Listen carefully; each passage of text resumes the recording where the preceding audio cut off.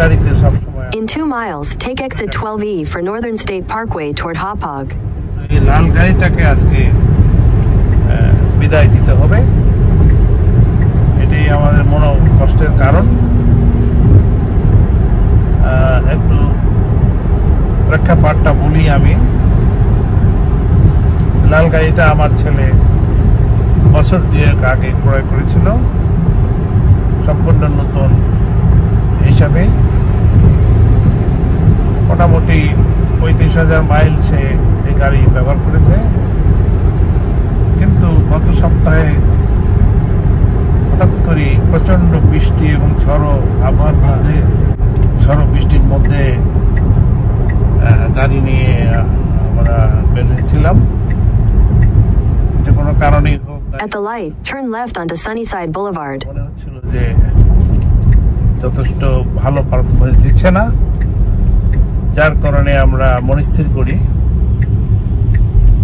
গাড়িটা In 1,000 feet, turn right onto the ramp to Northern Parkway East, Hauppauge. মনস্থির করে সেই গাড়িটা পরিবর্তন করবে এবং টেসলা কোম্পানির সাথে যোগাযোগ করার পর তারা এই গাড়িটা জমা দিয়ে পরিবর্তে নতুন একটা গাড়ি দিবে এবং সেটাও ব্র্যান্ড নিউ গাড়ি। কিছু সামান্য কিছু হয়তো বাড়তি টাকা লাগতে পারে। আমরা সেই জন্যই এখন যাচ্ছি টেসলার শোরুমে, সেখানে আজকের মতো এই গাড়িটাকে বিদায় দিয়ে দেব। এই গাড়িটার সাথে আমাদের অনেক স্মৃতি জড়িত, সেই জন্য এই ভিডিও করা। অনেক ভিডিওতে দেখবেন একদম টকটকে লাল রঙের গাড়িটা খুব সুন্দর দেখায়।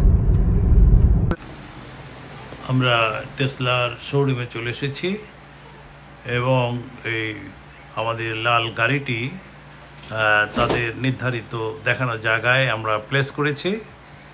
এখন এই গাড়িটির সমস্ত কিছু তারা বুঝে নেবে এবং আমাদের সাথে নতুন গাড়ির ট্রেড করার জন্য কাগজপত্র ঠিক করবে।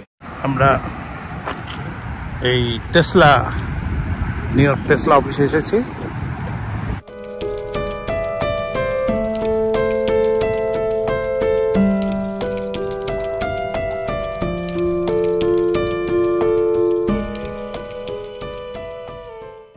এই দেখেন টেসলা এই শোরুমের সামনে কত গাড়ি রাখা আছে। এর ভিতরে অনেক গাড়ি আছে নতুন, ব্র্যান্ড নিউ। আমরা এই নিউ ইয়র্কের টেসলা অফিসের দিকে অগ্রসর হচ্ছি। আমাদের দুঃখ, এই লাল গাড়িটা, আমার ছেলের লাল গাড়িটা আমার খুব প্রিয় ছিল এবং খুব প্রিয় রং ছিল, আমি খুব পছন্দ করতাম। এখন এর পরিবর্তে গাড়ি নিতেই হয়, কারণ এখানকার হাইওয়েগুলো খুব স্পিডে গাড়ি রান করতে হয়, 80-90 মাইল স্পিডে। সেখানে পারফরমেন্স ভালো না হলে তো মুশকিল।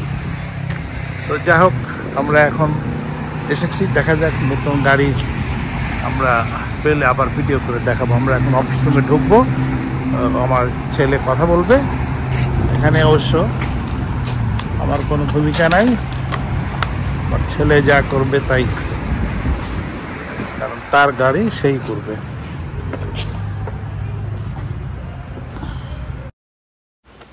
আমাদেরকে টেসলার গেস্ট রুমে বসতে দেওয়া হয়েছে। এখানে বসেই আমার ছেলে টেসলার প্রতিনিধির সাথে নতুন গাড়ি ক্রয়ের বিষয়টি চূড়ান্ত করছে। আপনারা দেখছেন টেসলার এই গেস্ট রুমে এর দৃশ্য। এখানে চা কফি খাওয়ার সব ব্যবস্থা আছে, আরও আছে একটি শোকেসে টেসলার বিভিন্ন ক্ষুদ্র যন্ত্রাংশের কয়েকটি নমুনা। টেসলার প্রতিনিধি এই গেস্ট রুমে বসেই আমার ছেলের সাথে নতুন গাড়ি হস্তান্তরের ফর্মালিটি সম্পূর্ণ করছে। আসলে আজকাল সব কিছুই আগে থেকেই অনলাইনে সম্পূর্ণ করা হয়ে থাকে, তাই এই নতুন গাড়ি যে ট্রেড ইন করা, এটা আগেই সম্পন্ন হয়েছিল। এখন শুধু পুরাতন গাড়ি জমা বুঝে নেওয়া এবং নতুন গাড়ি ডেলিভারি দেওয়া, এটাই শুধু এখন সম্পূর্ণ করার কার্যক্রম চলছে। এই ব্র্যান্ডের গাড়িটা সম্ভবত দিবে এরা, আগের থেকে অনেক ইমপ্রুভ গাড়ি এটা। আমাদের নতুন ক্রয়কৃত টেসলার গাড়িটি বুঝিয়ে দেওয়া হলো। এটাই হলো আমার ছেলের নতুন গাড়ি। এটা টেসলা থেকে রেজিস্ট্রেশন নাম্বার দিয়ে দেয় টেম্পোরারি। এটা আগের গাড়ি থেকে, আগের গাড়ি ছিল 22 মডেল, এটা হলো 26 মডেল। টেসলা কোম্পানি এই গাড়িটি 1 বছর আগেই মডেল 26 নাম দিয়ে বাজারে ছেড়েছে। ও আগেরটা ছিল 20 মডেল, এটা হলো টেসলা ওয়াই 20 মডেল ছিল, এটা 26, এটা হলো 26। টেম্পোরারি রেজিস্ট্রেশন নাম্বার দিয়ে দিছে, এটা পার্মানেন্ট প্লেটটা পরে চলে আসবে।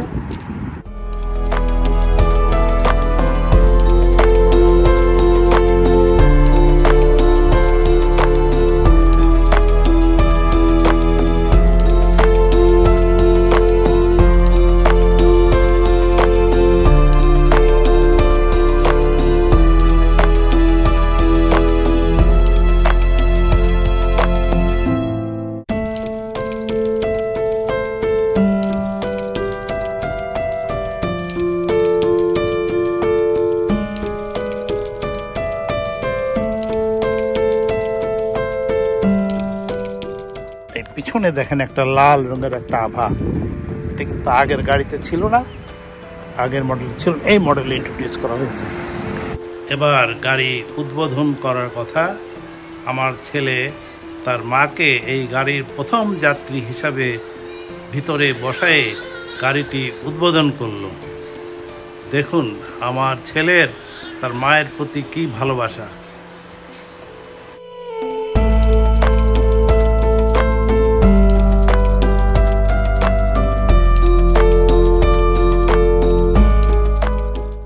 এই গাড়ির পিছনের সিটে একটি টিভি মনিটর দেওয়া আছে, যা দিয়ে ইউটিউব, টিভি ইত্যাদি দেখা যায় এবং লাইট, ফ্যান, এসি সব নিয়ন্ত্রণ করা যায়।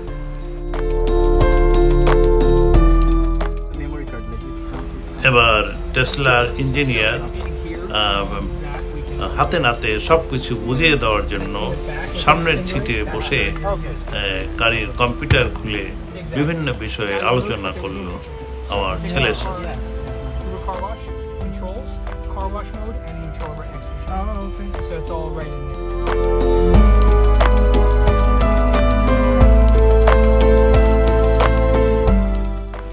গাড়িটি বুঝে নেওয়ার পর্ব শেষ, এবার বাসার দিকে যাওয়া যাক।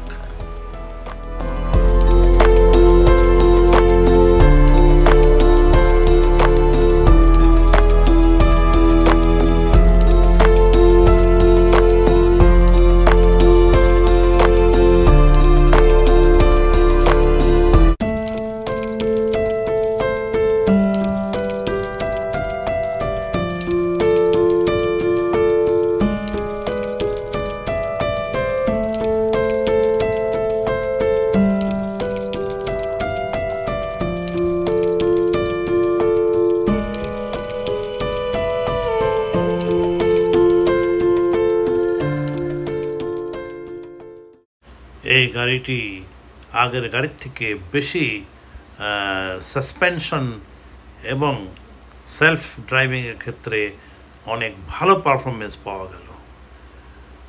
আমরা চাচ্ছিলাম যে সেলফ ড্রাইভিংটা আমরা একটু চালায়ে দেখি এবং সেটাই এখন আমরা দেখব।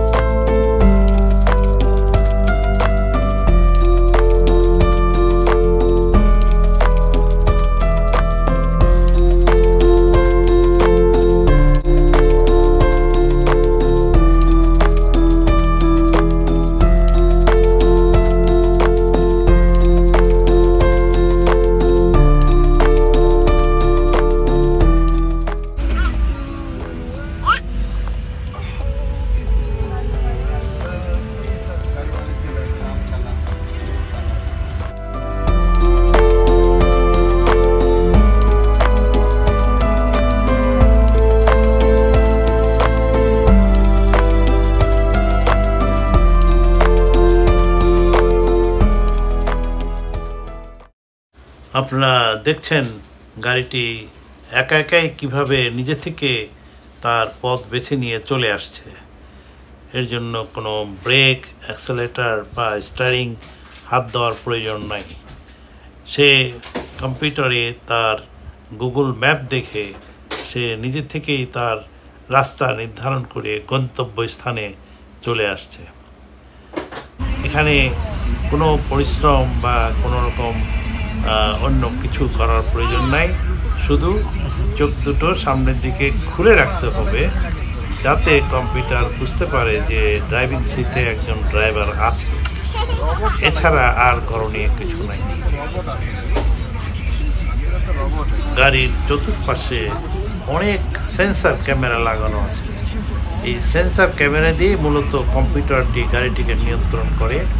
সে সঠিক রাস্তার ভিতরে ধরে রাখে এবং আশেপাশে গাড়ি থাকলে সেগুলো থেকে নিরাপদ দূরত্বে রাখে অথবা আস্তে আস্তে চলার চেষ্টা করে এবং যেখানে ডানে বা বামে যেতে হবে সেখানে সে সেভাবেই ক্যামেরা দেখে ডানে বামে মোড় নিতে পারে। এছাড়া রাস্তায় সিগন্যাল লাইট থাকলে এবং স্টপ সাইন থাকলে তাও সে ক্যামেরা দেখে মেনে চলতে পারে।